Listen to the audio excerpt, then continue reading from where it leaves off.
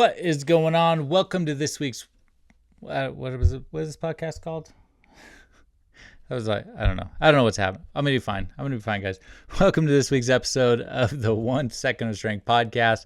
It's me. I got my dog Putter here. He is laying on the floor right where Putter lays every time I record a podcast, but he's always close by. But I'm grateful you're here. If you haven't done so already, leave a rating and review for the show.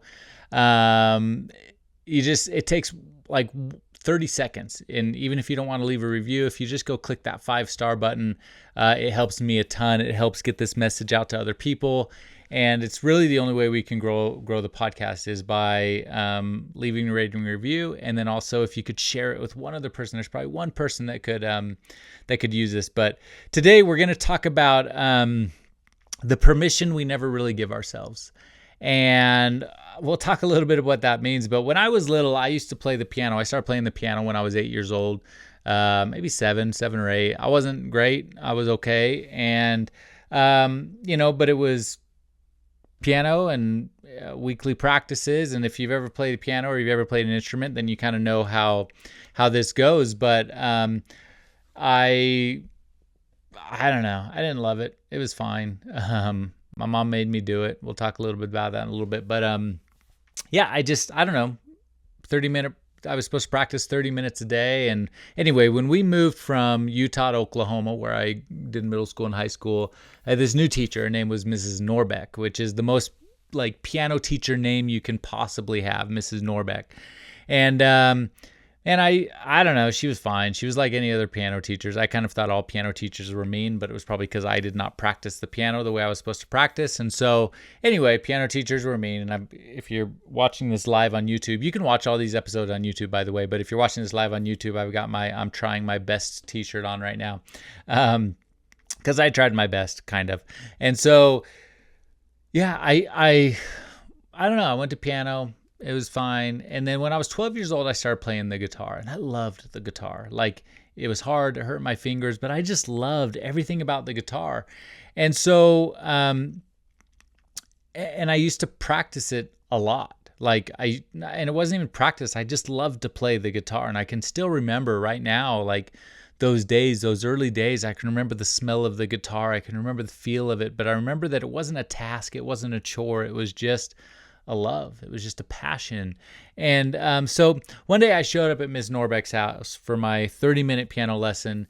And I sat down at the piano keys and I tried my best to play like I had been practicing all week long, which I had not been doing. But I tried to fake it. I tried to pretend like I had been practicing all week long. And I tried to, it probably wasn't even a hard song. I just fumbled my way through it. She knew, she was smart.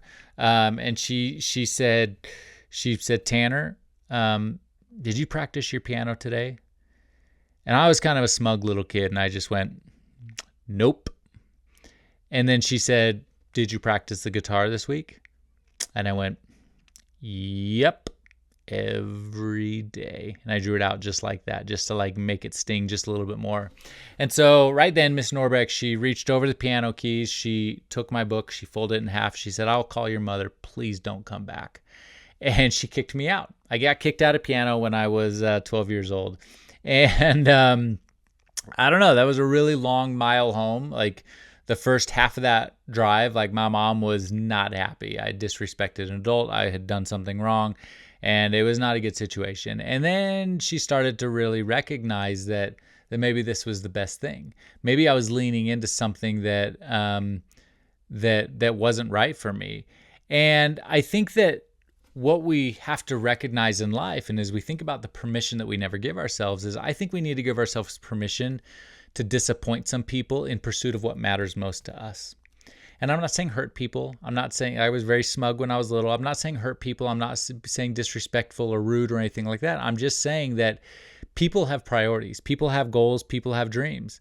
And sometimes those priorities and those things don't align with us, and they don't align with what we want. We have to give ourselves permission in our lives to disappoint some people in the pursuit of what matters most. And so I want you to think about that for a second. What in your life right now is your piano? What are you doing right now for somebody else even though it does not help you pursue the dream that you want to pursue in your life? What are you putting time and energy and effort into that is not helping you become the person you want to become and helping you reach those goals? And, as I think about Miss Norbeck, I think there's a couple of things. And one, I would say question one isn't can I change? It's am I brave enough to disappoint people who love the wrong version of me? Am I brave enough to disappoint people who love the wrong version of me? And that's scary. I think that's really scary. It's one of the scariest things you can do is let people down, even though it's not helping you to keep them fulfilled, right? And so, and as I think about Ms. Norbeck and what happened, it wasn't just me who I'm giving myself permission to pursue a different dream, but she also did two things. One, she refused to let me waste her time, right? Like I was wasting her time just as much as I was wasting my time. And two, she forced me to make a choice. She forced me to make a choice that changed my life. And I think that sometimes we get stuck playing the piano. We get stuck doing something we don't want to do, and we're not taking the exit ramp in our life to pursue the passion that we want to pursue. And instead, we're just staying stuck. We're playing that same old song on the piano that we don't want to be playing, that we're not progressing on, that we're not getting better at, that we don't care about, instead of pursuing the passion and pursuing the dream that we want. So the question for you today: what piano are you still playing in your life? And more importantly, the question is, what would happen today if you closed that book?